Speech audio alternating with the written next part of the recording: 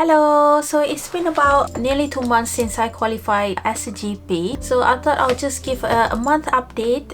If you're new here, I'm Noor. I'm originally from Malaysia. I completed my medical school in University of Leeds and then completed my core medical training and decided to change to GP training. So it's been such an exciting journey. I can't wait to share my experiences with you. Been working as a GP locum for the past month, about 6 sessions a week, top up of some out of our session. I'm currently working Monday, Tuesday, Wednesday about half days, and then Friday and Thursday full day, just because I have some childcare. Half morning session that I work 9 to 1 p.m. that includes usually seeing about 15 patients in the morning and including admin time. There's 10 minutes appointment with some catch-up slots, and some practice I do about 15 minutes appointments. If it's full day, then I usually do 15 patients in the morning, and in the afternoon usually 1 home visit, 10 patients. This differs from practice to practice. So I also work at a GP out of hours, where I usually do an evening shift, or also on the weekend, usually from 7 to 11 p.m. for example, or until 12. It's usually 5 hours. On the weekends, I usually start about 8 a.m. until 1 p.m. or maybe 8:30 or 9 a.m. until 2 p.m. In out of hours, usually it's more acute patients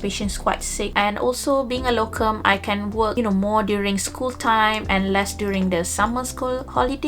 One of the most rewarding things, I get to see different practice and how they are structured, and also different practices have their own set of patients. So some patients more socially deprived, has more pathologies, or compared to more posh areas. Another highlight has been a good relationship with all of the staff in the GP. I was able to have a chat with all different GPs from all different practices and learn from them. It's quite crucial to have a strong support network, especially when we're fully qualified, because you can feel a bit lonely compared to when you were in the training program where you have other GP registrars around you. It's good to keep in touch with colleagues that also finish the same as you, get their perspective on how their work or what their advice. And another thing that I found helpful joining these GP groups, because it's quite nice to have a community of all GPs.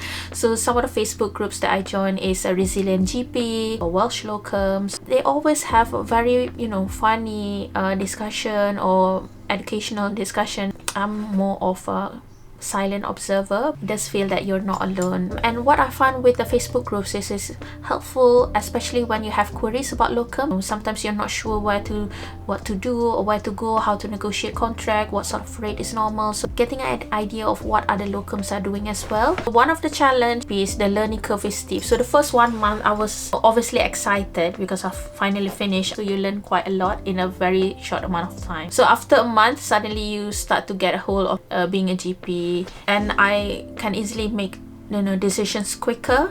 The second challenge will be time management. When you're a GP registrar, you have a limited number of patients and you have catch-up slots, and you are quite protected. As a GP, obviously you have to be flexible. 10 minutes with catch-up slots, some are 10 minutes with no catch-up slots and home visits, some are 15 minutes. 15 minutes is okay to start with, but if suddenly going to 10 minutes without any catch-up slots, I feel that's very tough. I decided to drop that job actually, and I feel that I'm much better at managing my own time. And mostly we try to get patients to just focus on one problem, and they would have to book another appointment to discuss other problems. If it's like something important, like colon cancer or acute patients, I would try to deal it during that time. I have my own way of making sure that I don't miss things, and I can chase things as well. They develop my own system.